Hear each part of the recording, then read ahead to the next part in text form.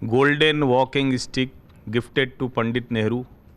और जो लोग कह रहे हैं मैं तो उसी शहर का हूँ, प्रयागराज का, तो कई बातें तथ्य दुरुस्त कर देता हूँ, फिर लोगों को समझ में आएगा कि क्या कितना समझदारी है, कितनी नासमझी है।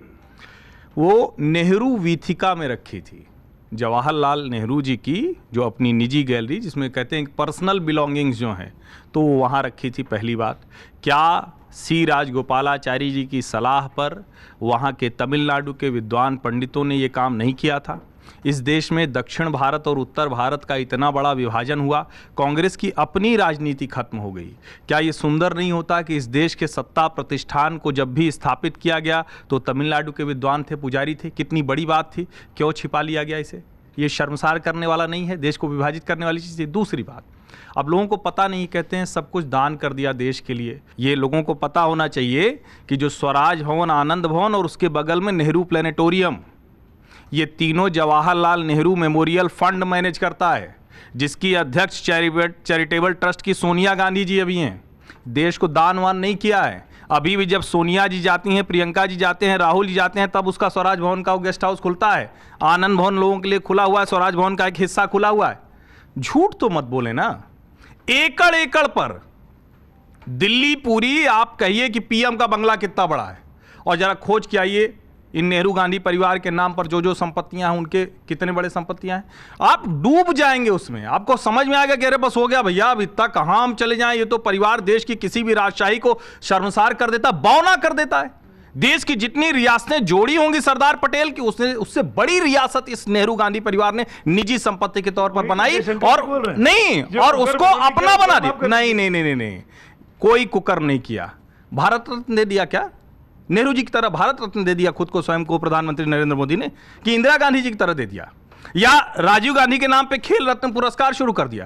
कांग्रेस ने जो किया था वो बिल्कुल नरेंद्र मोदी ने नहीं किया। किसी योजना का नाम नरेंद्र मोदी के नाम पर नहीं। नरेंद्र मोदी स्टेडियम में मैच चल रहा है, मैं जानता था। नरेंद्र मोदी स्टेडियम में मैच। सुमित जी, आप तो इतने जाने माने पत्रकार हैं, सब जानते हैं नरेंद्र मोदी स्टेडियम किसी सरकारी पैसे से नहीं बना है। उस पूरे सरदार पटेल खेल संकुल का एक हिस्सा है जो उनके पैसे से बना है, निजी संपत्ति के, उन्होंने उसका नाम रखा। मैं मानता हूं कि कोई भी नहीं होना चाहिए था, लेकिन उसको आप सरकारी संपत्तियों से 98 देश के विश्वविद्यालय, शोध संस्थान सब नेहरू, अरे कम से कम ये बोलते हुए वो कुकर्म कोई करेगा। और दूसरा, इस बात को ठीक से समझना चाहिए, कॉन्स्टिट्यूशन वैलिडिटी, कॉन्स्टिट्यूशन के खिलाफ जाना, ये जो शब्द है ना, बड़े ग्लैमरस लगते हैं। कस्टोडियन ऑफ द कॉन्स्टिट्यूशन देश के लोगों को जानना चाहिए, वो राष्ट्रपति हैं संरक्षक के तौर पर। क्यों? क्योंकि हमें ये कहा गया कि मान लीजिए कि जो सत्ता में जनादेश चाहे वो मदमस्त हो जाए, इंदिरा गांधी जी की तरह आपातकाल ले आए, वहां तो राष्ट्रपति भी कुछ नहीं रह गया, रबर स्टैंप रह गए। लेकिन जब कहते हैं लीडर ऑफ द मैंडेट, जनादेश का नेता कौन है, तो पंडित जवाहरलाल नेहरू। मिडनाइट स्पीच दिया था ना उन्होंने, राजेंद्र प्रसाद जी को बुलाया था क्या? भूल गए क्या सब लोग? इंदिरा गांधी ने जितने कार्यक्रम किए, किसको बुलाया था? और ये लोग प्रधानमंत्री थे, मुख्यमंत्री थे, इनको बिल्कुल करना चाहिए। यही नेता होते हैं।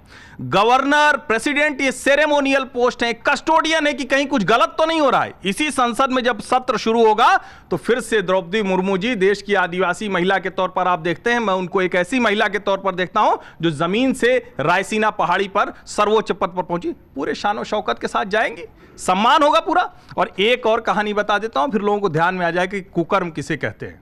मॉस्को में इंडिया फेस्टिवल चल रहा था।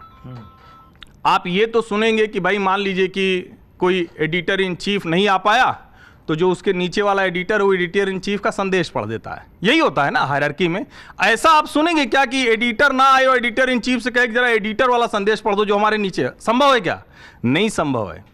प्रधानमंत्री का संदेश राष्ट्रपति कभी नहीं पढ़ता, लेकिन वेंकट रमन जी ने इंडिया फेस्टिवल मॉस्को में राजीव गांधी जी का संदेश पढ़ा था। इससे ज्यादा शर्मनाक कुछ होगा? कितनी कहानियां हैं सुमित जी, आपका शो कम पड़ जाएगा। मन से उजाला कर चले, मन से उजाला कर चले, एक अमर उजाला कर